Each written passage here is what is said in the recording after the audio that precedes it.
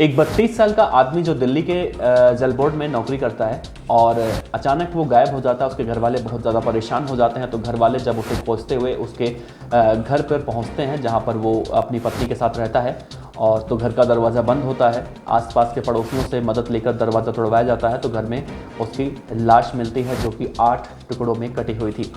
इसको लेकर जब पुलिस को सूचित किया जाता है, पुलिस उसकी पत्नी को पकड़ती है। तो पुलिस उसकी पत्नी के खिलाफ कार्रवाई करके कोर्ट में ले जाती है, और कोर्ट में जब उससे पूछा जाता है कि ये कत्ल तुमने अकेले किया है या फिर तुम्हारे साथ कोई और था, तो कहती है एक गड़ासा लाकर मुझे दो, उसके बाद देखो मैं तुम्हारे 8 से 10 टुकड़े करके अकेले दिखा दूंगी। नमस्कार, मैं हूं देवनाथ पांडे और आप देख रहे हैं BDF, जहां पर हम आपको सुनाते हैं अपराध जगत की खबरें। तो आज की इस कहानी में हम आपको सुनाने जा रहे हैं हरियाणा के बहादुरगढ़ जिले के असांडा गांव की कहानी, जहां पर एक पत्नी ने अपने ही पति का पहले तो कत्ल किया, और कत्ल करने के बाद उसके शरीर का 8 हिस्सा बनाया, और 8 हिस्सा करके वो अपने पति को उसके परिवार के साथ पूरे इलाके में खोजती रही।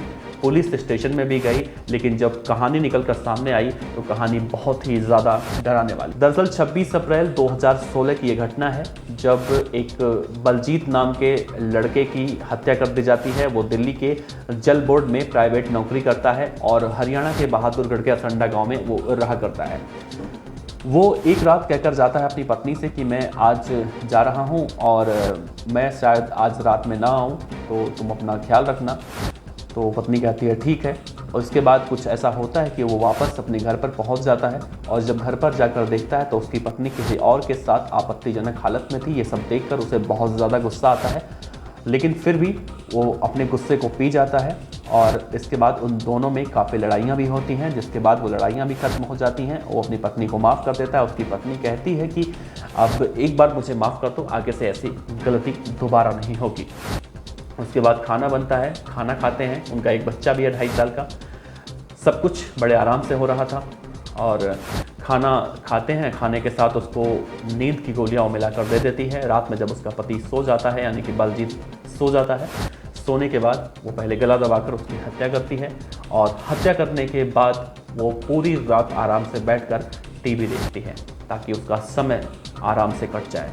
और ध्यान देने वाली बात यह है कि 2.5 साल का उसका बच्चा भी उसी बेड पर सो रहा होता है, और वो वहाँ पर टीवी देख रही होती है। अगले सुबह उसकी आंख लग जाती है। जब 10 बजे के आसपास उसकी नींद खुलती है तो जाती है अपने उसी प्रेमी के पास, और पहले तो दोनों फिजिकल होते हैं। फिजिकल होने के बाद वो अपने प्रेमी से कहती है कि कल रात जब तुम वहाँ से गए तो मैंने अपने पति को खाना खिलाया। खाना खिलाने के बाद मैंने उसकी हत्या कर दी। अब बताओ, लाश को ठिकाने लगाना है, क्या तुम मेरी मदद करोगे? उसका प्रेमी कहता है कि मैं इसमें तुम्हारा कोई मदद नहीं कर सकता, तुमको ऐसा नहीं करना चाहिए था, और ये सब तुमने किया है तो तुम देखो, मैं तुम्हारा इसमें कुछ भी मदद नहीं कर पाऊँगा। इस महिला के बारे में हम आपसे बताएं तो इस महिला की शादी आज से 4 साल पहले, यानी कि 2012 में इसकी शादी हुई थी, और इसकी शादी पहले भी 1 या 2 बार हो चुकी थी, और शादी से पहले भी इसके कई सारे मर्दों से इसके इस तरह से रिश्ते थे, और फिर भी शादी सबके राजी खुशी से हुई थी, घर वालों की सहमति से हुई थी। 4 साल तक इन दोनों के बीच में बहुत सब कुछ अच्छा भी चला था। तभी 2.5 साल का एक बेटा भी हुआ था। लेकिन इसके संबंध यूं ही लोगों से जो थे पहले भी, वो आज भी थे। कई सारे लोग उससे घर पे मिलने आते थे, ख़ासतौर से उस वक्त में जब उसका पति अपने नौकरी पर होता था, काम धंधे पर होता था, तो लोग उससे मिलने आते थे। गांव वालों में कानाफूसी भी बहुत ज़्यादा होती थी। तो गांव वाले भी, जो आसपास के पड़ोसी थे, वो शिकायत करते थे बलजीत से, कि कहते थे कि तुम्हारे गैर मौजूदगी में तुम्हारी पत्नी के साथ बहुत सारे मर्द आते हैं जो अनजान मर्द होते हैं, और यहाँ पर रुकते हैं 2 घंटा 4 घंटा, उसके बाद ये शाम होने से पहले निकलते हैं, यानी कि तुम्हारे आने से पहले निकलते हैं। लेकिन ये सब कुछ सुनकर, देखकर उसका पति खामोश रह जाता है, कुछ नहीं बोलता है, सिर्फ और अपनी पत्नी को समझाता है कि जो हुआ वो हुआ, आगे से सब कुछ मत करना। लेकिन उस दिन तो हद हो जाती है जब अपने आंखों के सामने वो देख लेता है कि किसी गैर मर्द के बाहों में वो लेटी हुई थी आपत्तिजनक हालत में। तो उसके बाद जब उसकी हत्या कर दी जाती है तो इधर घर वाले भी बहुत ज़्यादा परेशान होते हैं। 1 दिन गुजरता है, 2 दिन गुजरता है, 3 दिन गुजरता है। तो जब उसका प्रेमी मना कर देता है तो वापस आती है, और रात हो चुकी होती है, तो फिर उस रात को टाइम पास करती है और टीवी देखती है। अगले दिन फिर जाके गड़ासा खरीद के लेके आती है, और गड़ासे से पहले तो सर को धड़ से अलग करती है अपने पति का, फिर दोनों हाथों को अलग करती है, दोनों हाथों को अलग करने के बाद फिर धड़ का भी 2 हिस्सा करती है। मतलब अपने पति के शरीर के 8 टुकड़े करती है, कुछ को बैग में रखती है, कुछ को सूटकेस में रखती है, कुछ को बर्तनों में रखती है। तो उसने सोचा क्यों ना इस लाश को इसी कमरे में दफन कर दिया जाए। ये सोचकर उसने ज़मीन को खोदना शुरू किया, जो कि नीचे फर्श था। तो आवाज़ें आ रही थी, तो आसपास के पड़ोसी भी आ जाते हैं और पूछते हैं कि भाई इतनी आवाज़ें क्यों आ रही है, सब कुछ ठीक है? तो कहती है कि कुछ घर में काम चल रहा है और फर्श को तोड़वा कर दोबारा से फर्श बनवाया जा रहा है, तो इस वजह से आवाज़ें आ रही हैं। हालांकि अकेले वो ज़्यादा नहीं खोद पाती है, थोड़ा सा खोद पाती है, तो उसमें वो सर को छिपा देती है बेड के नीचे। ये सब कहानी करके वो अपने बाकी परिवार वालों के साथ अपने पति को खोजने का नाटक करती है।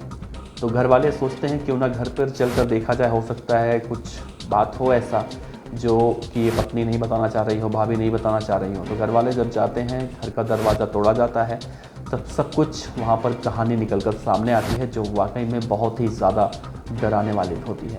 और इन सब में एक बात देखने को मिलती है, वो बच्चा वहीं पर रहता है जो 2.5 साल का है। बच्चे को भी उसने नहीं छोड़ा, बच्चे को वहीं पर रखी रहती है और बच्चा भूखा प्यासा वहीं पर मतलब रहता है।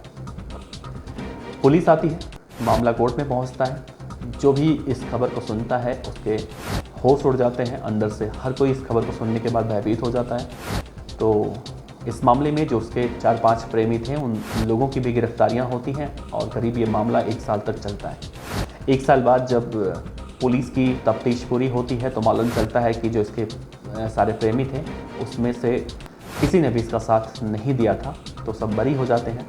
लेकिन फिर भी किसी को यकीन नहीं होता है कि एक हट्ठे-कट्ठे इंसान को एक महिला अकेले कैसे मार सकती है। तो जज साहब पूछते हैं कि ये कत्ल तुमने अकेले किया है? तो पुलिस वाले फिर पूछते हैं वहाँ पे, तो वहाँ पर कहती है कोर्ट रूम में कि अगर मुझे एक गड़ासा दे दो तो मैं अभी कत्ल करके दिखाऊं कि तुम्हारे शरीर के मैं कितने टुकड़े कर सकती हूँ। उसके इस जवाब को सुनकर सभी लोग और भयभीत हो जाते हैं, जिसके बाद इस मामले में उसको 30 साल की सज़ा और 55,000 रुपये का जुर्माना लगाया जाता है।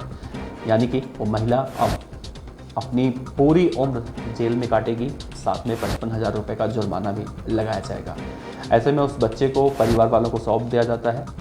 तो यहाँ पर ध्यान देने वाली बात यह है कि इस खबर को, इतनी पुरानी खबर को सुनाने का मकसद सिर्फ़ और सिर्फ इतना है कि हम अपने आसपास हो रही घटनाओं को देखकर कम से कम खुद को सतर्क रख सकते हैं, सचेत रख सकते हैं।